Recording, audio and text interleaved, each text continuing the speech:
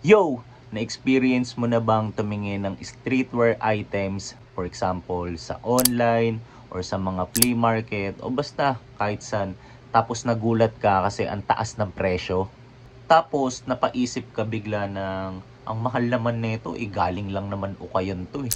Well, kung isa ka sa mga nakaranas ng ganyang moment, para sa'yo to. Kasi sa episode na to, ipapaliwanag ko kung bakit kadalasan ang mamahal na ng mga thrifted streetwear items.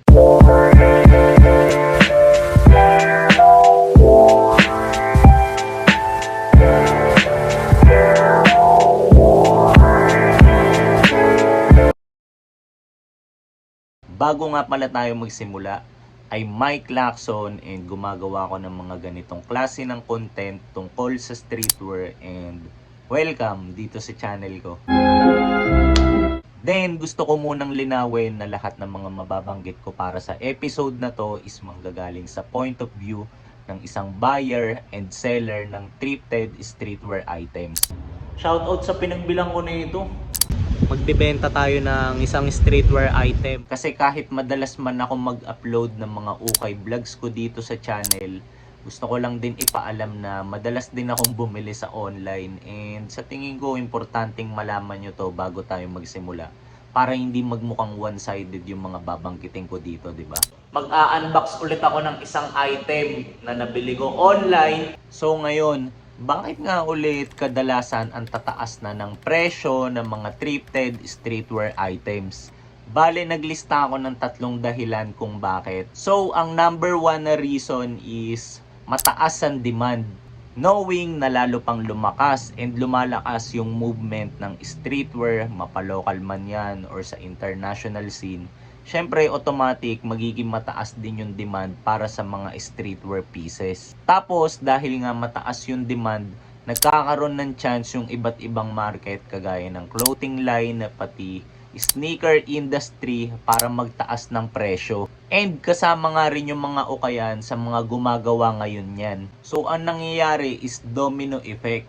So for example, kumikita ka sa pagbebenta ng mga thrifted streetwear items, syempre mapipilitan ka rin magtaas ng presyo, 'di ba? Kasi at the end of the day, sino ba namang gustong magnegosyo ng palugi, 'di ba? Pero gaya nga ng sabi ko kanina, madalas din akong bumibili ng items sa online and aminado ko na meron din talaga ng mga seller na grabe managa sa presyo.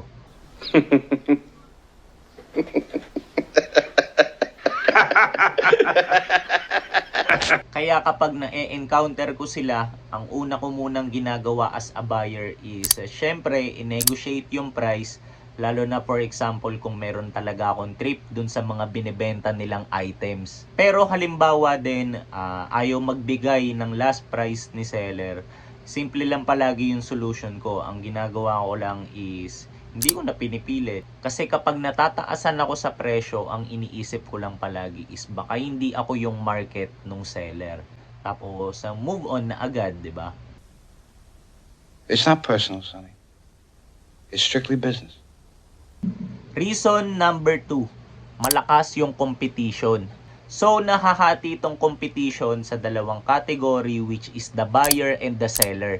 Bale, pagdating sa buyers, pasok dito yung kahit na sino na nakikita yung thrift shopping na mas praktikal kumpara sa pagbili ng bago or sa mall, and pati yung mga kolektor na willing magbitaw ng malaking pera para sa mga gusto nilang items.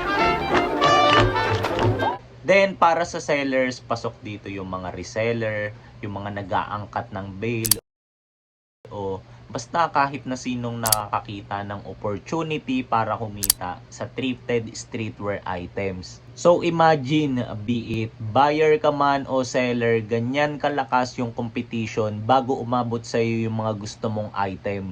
No, I buy you out. You don't buy me out. Kaya nga recently, mas lalo pang nauso yung mga bidding sa online eh. Kasi malakas yung competition both for the buyer and seller category. I'll make him an offer he can't refuse. So related lang sa number 1 reason kanina, high demand is equals to high pricing. Number 3, tumataas yung value ng mga dead stock items. Pero bago natin i-discuss to, Ano ba muna yung meaning ng dead stock? Bale kapag sinabing dead stock, sila yung mga items na hindi na ulit ginagawa or pinoproduce. So for example, napakaraming collaboration na yung nagawa ng Converse pati Stussy, di ba? Then yung isa sa mga gusto kong nilabas nila is yung 1-star na 8-ball lime green. So lilinawin ko lang muna na yung pair na to is na-release noong November 2022 kasabay ng isa pang silhouette o design.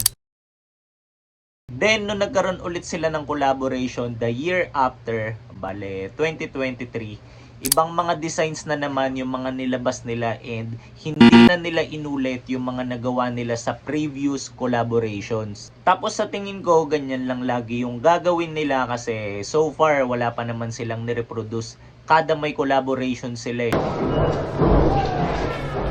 So going back, mako-consider na nating dead stock yung 1-star na 8-ball lime green kasi stop na yung paggawa sa kanya eh.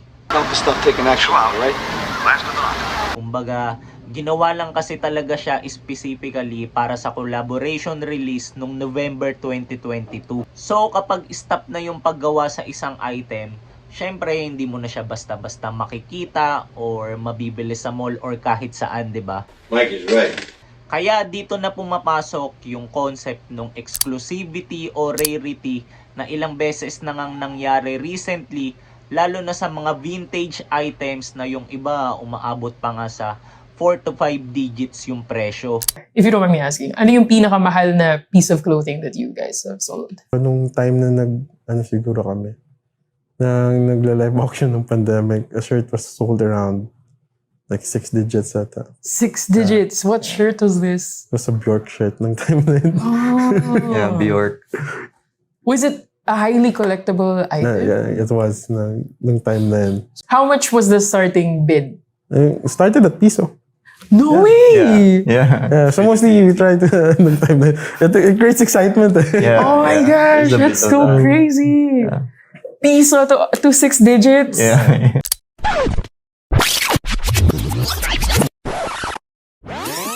So basically, that's it para sa episode natin na to. Pero meron akong additional tip para sa mga buyer na bukod sa binibili nating item, kadalasan kasama rin sa binabayaran natin is yung mga effort na nilalaan ng mga seller para sa pakikipagbalyahan, pakikipagsiksikan, pakikipag-unahan sa mga okayan. Then, gaya nga ng sabi ko kanina, for example, kung hindi naman natin afford yung mga items, simple lang, wag natin ipilit. So, kung meron man kayong natutunan sa episode na to, show some love sa kahit panong paraan, then see you sa next kong content.